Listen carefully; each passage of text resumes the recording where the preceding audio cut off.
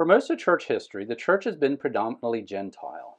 While there are Jewish believers who attend Gentile churches, and recent centuries have seen the establishment of messianic congregations, which are Jewish churches made up mostly of Jews, those are the exceptions. For the most part, most Christians are Gentiles. That has created a mindset where Gentiles think Christianity is and should be a Gentile religion. Gentile Christians think of Jews as the outsiders. Some Christians think of Jews as the enemy. That is not the right mindset. Romans 11 tells us the Jews are the true vine and Gentiles are a branch that was grafted in. That mindset was first communicated by the attitude of Jesus that we see in Matthew 15. Jesus came to minister to the Jewish people, not Gentiles. He gave priority to the house of Israel. Matthew 15 contains an example of him ignoring a Gentile. The important takeaway is that the Jews are not the enemy. They are God's chosen people. An anti-Semitic mindset within Christianity that looks upon Jews as being the enemy is very troubling and wrong. In the 1st century AD, most Jews in Israel lived in Galilee and Judea. Galilee was the region surrounding the Sea of Galilee. Judea was the region surrounding Jerusalem. In between was the region of Samaria, where the Samaritans lived. The Jews and Samaritans were at odds with each other. The regions outside of Galilee, Judea and Samaria, were Gentile areas. Tyre and Sidon were Gentile areas. The early chapters of Matthew tell us about the birth of Jesus, which took place in Bethlehem, a small town in Judea south of Jerusalem. Jesus grew up in Nazareth, which was a small town in Galilee. Most of the miracles, healings, and sermons recorded in the first half of Matthew took place in Galilee, around the Sea of Galilee. That was a Jewish area. At the start of today's passage, we will read that Jesus withdrew to Tyre and Sidon. Those were Gentile cities north of Galilee. That means Jesus withdrew from a Jewish area to spend time in a Gentile area. His actions and mentality while in the Gentile area is a good lesson for us in the proper attitude toward the Jewish people. So let's start reading at Matthew 15, verse 21. And going away from there, Jesus withdrew into the district of Tyre and Sidon. Notice the word withdrew.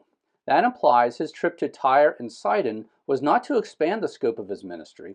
Instead, he was trying to get away for some peace and quiet. Tyre and Sidon were Gentile cities north of Galilee. Jesus had attracted such a large crowd in Galilee with his healings that he had to go outside Galilee to get away.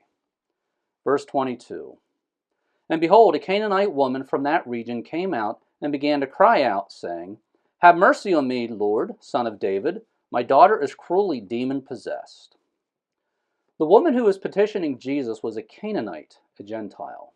Verse 23. But Jesus did not answer her a word. And his disciples came and were pleading with him, saying, Send her away, because she keeps shouting at us. So we see that Jesus ignored the Gentile woman. Verse 24. But he answered and said, I was not sent except to the lost sheep of the house of Israel. The mindset of modern Christianity is that Jesus came for the Gentiles. There is truth to that, but first and foremost, Jesus came to save the lost sheep of the house of Israel. Verse 25. But she came and was bowing down before him, saying, Lord, help me. And he answered and said, It is not good to take the children's bread and throw it to the dogs. Since Jesus had came to save Israel, it was not good for him to expend effort on behalf of the Gentiles. Verse 27. But she said, Yes, Lord, but even the dogs feed on the crumbs which fall from their master's table. In her answer, the woman expressed humility. She acknowledged that she was an outsider and did not have a right to be helped. She merely wanted some crumbs. Verse 28. Then Jesus answered and said to her, O woman, your faith is great. It shall be done for you as you wish. And her daughter was healed at once. The woman made it clear she believed beyond any doubt that Jesus could help her. Because of her faith, Jesus granted her wish. Verse 29. And departing from there, Jesus went along by the Sea of Galilee, and having gone up on the mountain, he was sitting there. At this point, Jesus returned to Galilee into the midst of the throng. Verse 30. And large crowds came to him, bringing with them those who were lame, crippled, blind, mute, and many others, and they laid them down at his feet, and he healed them. So the crowd marveled as they saw the mute speaking, the crippled restored, and the lame walking, and the blind seeing, and they glorified the God of Israel. And Jesus called his disciples to him and said, I feel compassion for the crowd because they have remained with me now 3 days and have nothing to eat, and I do not want to send them away hungry, lest they faint on the way." And the disciples said to him, "Where would we get so many loaves in this desolate place to satisfy such a large crowd?" And Jesus said to them, "How many loaves do you have?" And they said, "7, and a few small fish."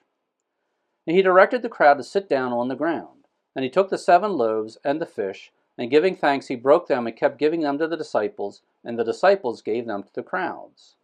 And they all ate and were satisfied, and they picked up what was left over of the broken pieces, 7 large baskets full. And those who ate were 4,000 men, besides women and children.